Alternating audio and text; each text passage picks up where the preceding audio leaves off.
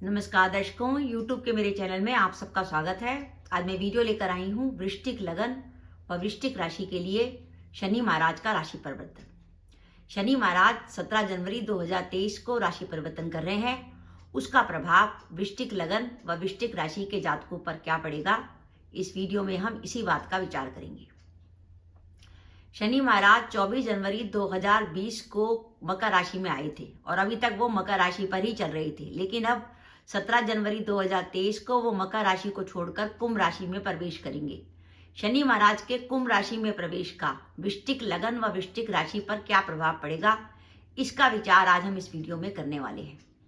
वृश्चिक राशि में लगन में अगर हम बात करें तो शनि महाराज जो हैं वो तीसरे भाव के स्वामी बनते हैं और चौथे भाव के स्वामी बनते हैं। अब इसमें दो बातें हैं, या तो आपका वृश्चिक लगन होगा या आपकी वृश्चिक राशि है। अगर आपकी वृश्चिक राशि है तो इस बात का ध्यान रखिए कि वृश्चिक राशि से चंद्रमा से शनि चौथे आ रहे हैं, यानी कुंभ राशि चंद्रमा से चौथे स्थान पर पड़ती है।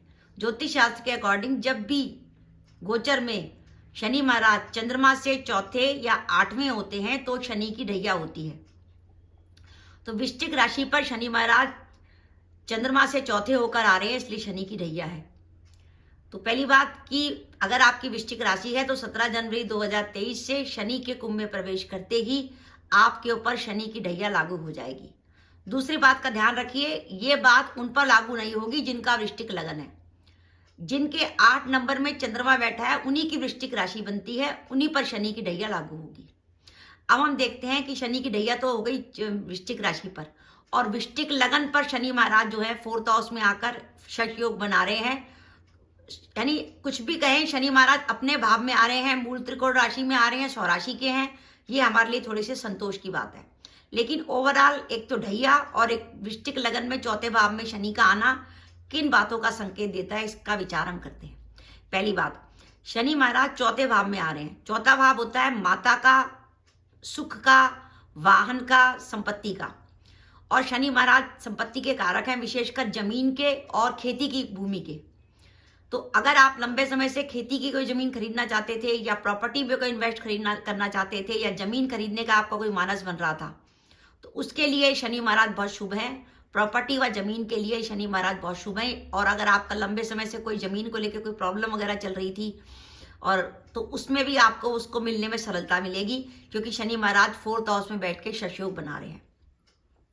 लेकिन इसके साथ साथ ध्यान रखिए, शनि महाराज यहाँ पर बैठे हैं और उनकी दृष्टि लगन पर आ रही है, और लगन पे आपके चंद्रमा बैठा है। शनि महाराज लगन पर आपके चंद्रमा को देख रहे हैं। शनि जैसा ग्रह जो धीमी गति का ग्रह है, जब वो चंद्रमा से संपर्क करता है तो चंद्रमा हमारा मन का कारक है। शनि जो है एक वैराग्य का प्रतीक ग्रह है, जो आपको हमेशा नेगेटिविटी की ओर लेके जाएगा। जब भी आप देखिए, अगर आपकी जन्म कुंडली पर चंद्रमा पर शनि की दृष्टि है तो आप डिप्रेशन में बहुत जल्दी आते होंगे।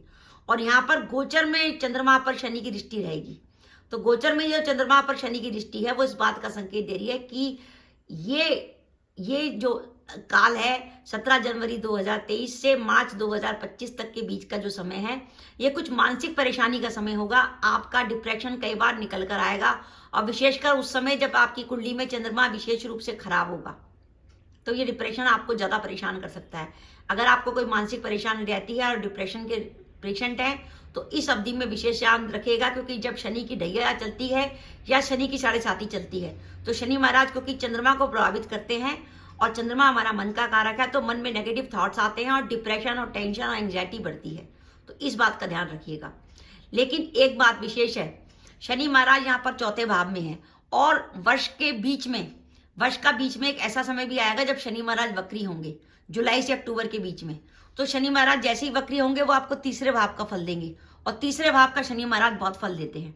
तो आप ध्यान रखिए, आप वृश्चिक लगन व वृश्चिक राशि के जातक हैं। आने वाले 2-2.5 साल में कुंभ राशि के शनि जब भी वक्री होंगे आपको फायदा पहुंचाएंगे। आपको कैरियर में भी फायदा पहुंचाएंगे, व्यापार में भी फायदा पहुंचाएंगे, ओवरऑल आपको फायदा मिलेगा। तो शनि का वक्री होना आपके लिए शुभ होगा। अब हम बात करें ऋण रोग शत्रु की, क्योंकि शनि की दृष्टि आपके छठे भाव पर रहेगी। छठे भाव में शनि अपनी नीच राशि को देखेंगे।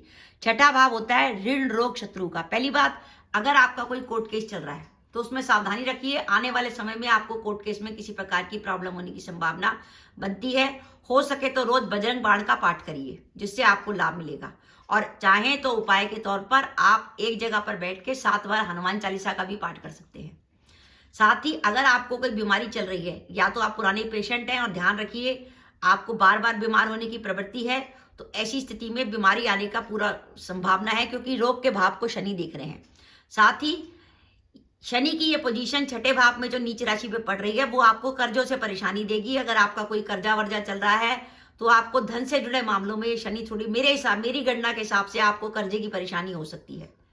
साथ ही आपके रहने की जगह पर शनि आ रहे हैं, तो ये आपका स्थान परिवर्तन कराएंगे। अब स्थान परिवर्तन का रीजन हो सकता है कि आपकी कोई विदेश यात्रा हो, या आप अपनी जॉब बदलने के लिए जगह बदलें, या व्यापार के लिए एक जगह से दूसरी जगह पे जाएं, क्योंकि शनि की ढैया में शनि आपके स्थान परिवर्तन की पूरी संभावना दिखा रहे हैं। चौथे भाव में शनि का भ्रमण है, और शनि जो है चौथे भाव में जो भ्रमण कर रहे हैं, चौथा भाव होता है माता का, और ये चौथा भाव जो है नवम भाव से अष्टम है, और नवम भाव होता है पिता का।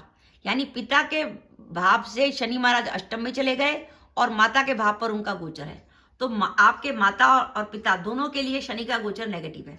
और बाई चांस आपकी कुंडली में शनि की दशा या अंतर्दशा चल रही होगी, तो माता पिता के स्वास्थ्य का विशेष रूप से ध्यान रखने की जरूरत है। माता पिता के स्वास्थ्य को लेकर किसी प्रकार की चिंता हो सकती है। तो मेरा यह मानना है कि प्रॉपर्टी वगैरह के हिसाब से तो ये शनि सही है, लेकिन शनि की जो दृष्टियां हैं वो नेगेटिव है। जैसे शनि की दृष्टि जो चंद्रमा पर पड़ेगी वो मानसिक परेशानी देगी, शनि की दृष्टि जो छठे भाव में पड़ेगी वो कोर्ट केस में परेशानी देगी, बीमारी का खतरा रहेगा और आपको कर्जे की परेशानी। लेकिन जब भी साल के बीच में, जैसे 2023 में जुलाई से अक्टूबर के बीच में शनि महाराज वक्री होंगे, वो शनि महाराज आपको शुभ फल देंगे।